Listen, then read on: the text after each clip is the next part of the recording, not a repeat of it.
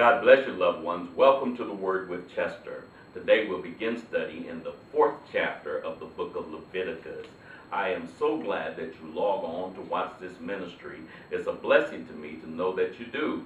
I want to thank God for all of you that like me on different places in the World Wide Web. I thank God for all of you, even in our music that we sing. Thank God for all of the fans that we have that span this entire land and also the entire globe. Thank God for all of you, all of the fans that are committed to and loyal to my singing. Thank God for you. God is so wonderful, and He gives us friends in all of the world. He gives us the technology to reach people all over the world and also to friend people all over the world. And I thank God for you today. If I could, I would hug all of you together or hug all of you individually if possible and let you know that I love you with the love of the Lord. Well, shall we begin our study today? We will begin reading at verse 1 of chapter 4. I trust that you have your Bibles and you will read along with us as we study the Word of God. The Bible reads in verse 1, "And the Lord spoke unto Moses, saying, Speak unto the children of Israel, saying, If a soul shall sin through ignorance against any of the commandments of the Lord concerning things that ought not to be done, and shall do against any of them." Now get this picture. I should have read on, possibly I should, but I want you to get the picture. Sin through ignorance. That means you don't know. You going about your daily life and you do something that displeases the Lord, or do something or break one of His commandments through ignorance. And that's a term that we use lightly nowadays. Most of us today, we know right from wrong, or you're being taught right from wrong. But there are some people that have not been what we call, quote unquote, churched or brought up in the church. They're yet learning, and many of the things they do out of ignorance because they don't know. But then you got another set of people that know better, but they're going to do it anyway. They say they 3 times 7 and been grown for a long time, so they can do what they want to do. Well, you got to understand, God knows the difference when you do something out of ignorance, or when you do something, you're not even thinking about it and it's done. Well, you got to understand that God knows. Now let's read 2 again and we'll continue. "Speaking to the children of Israel, saying, If a soul shall sin through ignorance, let any of the I'll read it again. "If a soul shall sin through ignorance against any of the commandments of the Lord concerning things which ought not to be done, and shall do against any of them, if the priest that is anointed do sin according to the sin of the people." Here we have another stipulation. If the priest sin, you got to understand, all of us are capable of sinning. Just because you make rank or become a priest or become a minister, that doesn't exempt you from sin. But you got to understand, God loves you as well, and He has a way for you to be atoned for your sin. Don't let anyone ever tell you because you have sinned, you are destined for hell, because you can turn around. God has a way out for you. Now, we're going to read about a lot of sacrifices, but we also want to keep in mind the sacrifices that we're reading about and them killing the animals. Jesus died for us. He did what these animals were doing for them. Now let's read on in verse 3. "If a priest that is anointed do sin according to the sin of the people, and then let him bring for his sin which he has sinned a young bullock without blemish unto the Lord for a sin offering." Bring a young bull without blemish for a sin offering. Now we can talk about that sin offering, but it represents the sin offering symbolizes Christ laden with the believer's sin, absolutely in the sinner's place and stead, and not as in the sweet savor offering. Now you got to get the difference between the sweet savor offering. You're doing something just to please the Lord, just to make him happy, and sending up a sweet savor to his nose, and then a sacrifice for your sin.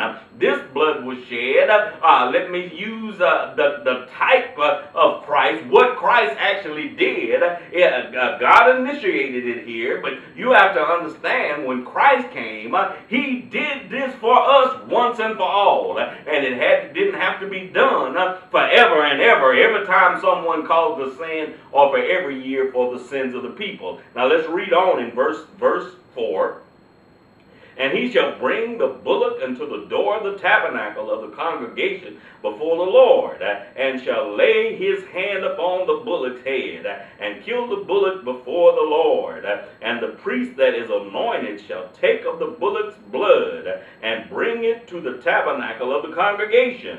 And the priest shall dip his finger in the blood, and sprinkle of the blood 7 times before the Lord, before the veil of the sanctuary. Can you understand? God is letting them know exactly what they need to do for a sin offering. When people fall into transgression, even when the priest himself sin. You got to understand, none of us is above sin. Any of us can sin at any time. But thank God for the atoning blood of Jesus. Thank God for what Jesus has done for us. That we don't have to live in sin. We don't have to stay in sin. But Jesus has a way out for us. We don't have to take the penalty for our sin. You got to understand, the animal that was killed and his blood shed was in substitution for the penalty of the person. The person himself deserved death. But yet God let them bring a substitute for their sin. A substitute, instead of them having to die for their sins, this was the substitute, an offering given for their sin. 6 again, and we shall continue. And the priest shall dip his finger in the blood, and sprinkle of the blood 7 times before the Lord, before the veil of the sanctuary. And the priest shall put some of the blood upon the horn of the altar of sweet incense before the Lord, which is in the tabernacle of the congregation, and shall pour all the blood of the bullocks at the bottom of the altar of the burnt offerings, which is at the door of the tabernacle of the congregation. Now let's read on. And he shall take off from it all the fat of the bullock for the sin offering, the fat that covered the inwards, and all the fat that is upon the inwards. He's going to cut that part away. The priest knows what to do. You got to understand, the priest supposed to know what to do and cut all of these parts away. And the 2 kidneys, we're reading verse 9, and the 2 kidneys and the fat upon them, which is by the flank, and the fat above the liver with the kidneys, it shall be taken away. All of this fat needs to be cut away.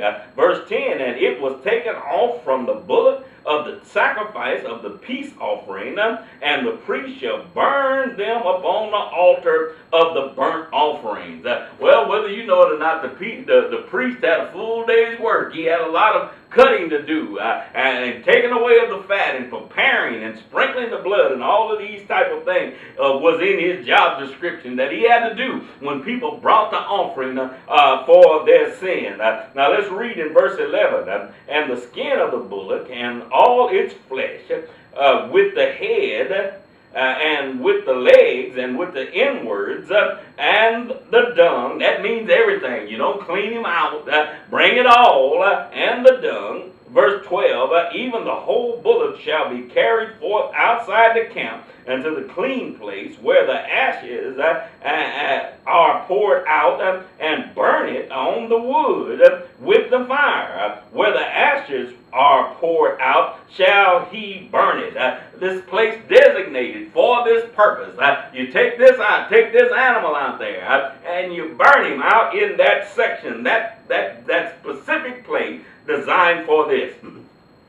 Let's read in verse 13. And if the whole congregation of Israel sinned through ignorance, the whole congregation sinned through ignorance, and the things be hidden from the eyes of the assembly, and they have done against any of the commandments of the Lord concerning things which shall not be done, and are guilty. Now get the picture. Individual sin, but here, if the whole congregation of Israel sin, how can a whole congregation of this many people sin? Well, you got to understand, sometimes people are led into things and they think it's right. They're led into things that are actually wrong, and it displeases God. When God brings it to your attention that you have sinned, you need to stop and repent of that sin. I'm talking about yesterday and today. You need to repent of that sin. No, you don't need to go offer a bullet, but you do need to go to God and say, God, forgive me. I've sinned. Or we as a people have sinned.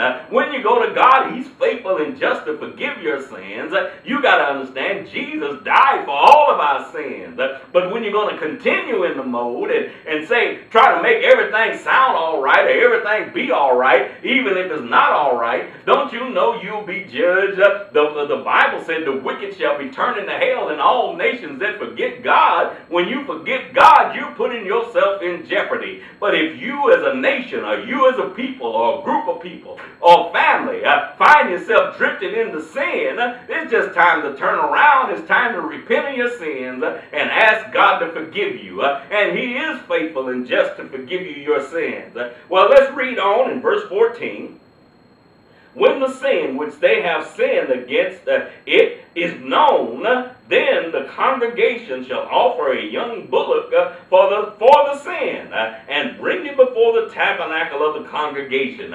Can you understand? A sacrifice had to be made. Well, what are you talking about? A substitute for your sin. Well, it could have been you on the chopping block, but God gave you a substitute. Let you have a substitute.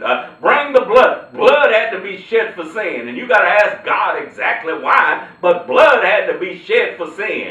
That's the way it is. Without the shedding of blood, there is no remission of sin. And that's what the Bible said. We have to learn that. Without the shedding of blood, so they shed the blood of bulls and things of that nature for their sin offering. But thank God for Jesus. He shed His blood for my sin offering.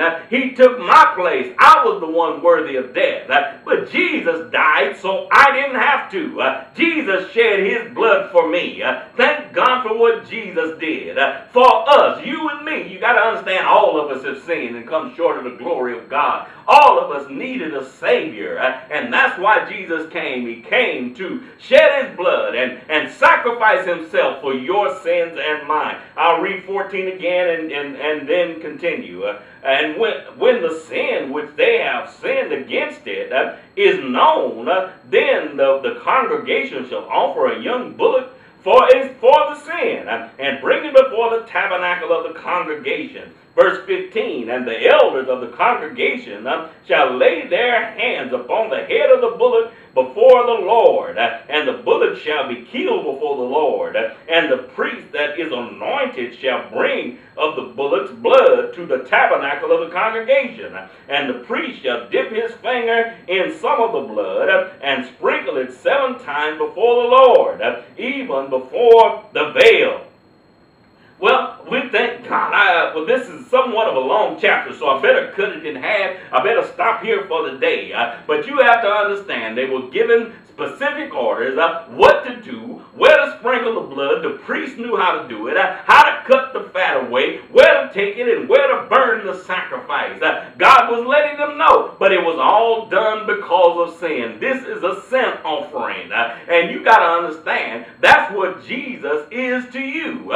He is your sin offering. When you accept Him as your Savior, you're saying, I accept your sacrifice for what you have done for me. I accept your sacrifice, the shedding of your blood on Calvary, the shedding of your blood. I've accepted that sacrifice as my sacrifice. And then really you ought to thank Him, because He didn't have to do it. He was the Son of the living God. He is royal and always has been royal. But He came down in a lower state and offered Himself as a sin offering for you please excuse me, and for me. He's so real, and we ought to thank him, and we ought to praise his name. Well, my friends, I want you to know that I love you with the love of the Lord. If you would like to contact me for any reason, you can write me at the Word with Chester Ministries, Post Office Box 2000603, San Antonio, Texas, 78220. You can also reach me at my website, www.poemsbychester.com. Remember our CD, when you purchase this, go to iTunes, go to Amazon.com, go to TuneCore, go to anywhere on the World Wide Web where they sell music, key in my name, Chester L. Figure Sr., and my work will come up. When you purchase this, you will be blessed. I guarantee you, you will enjoy every song, and you will be a blessing to this ministry. I want you to know that I love you, my friends. Always know that. I'm not just saying words. That is not just something that I end my program with. I love you. I love you with the love of the Lord. God bless you.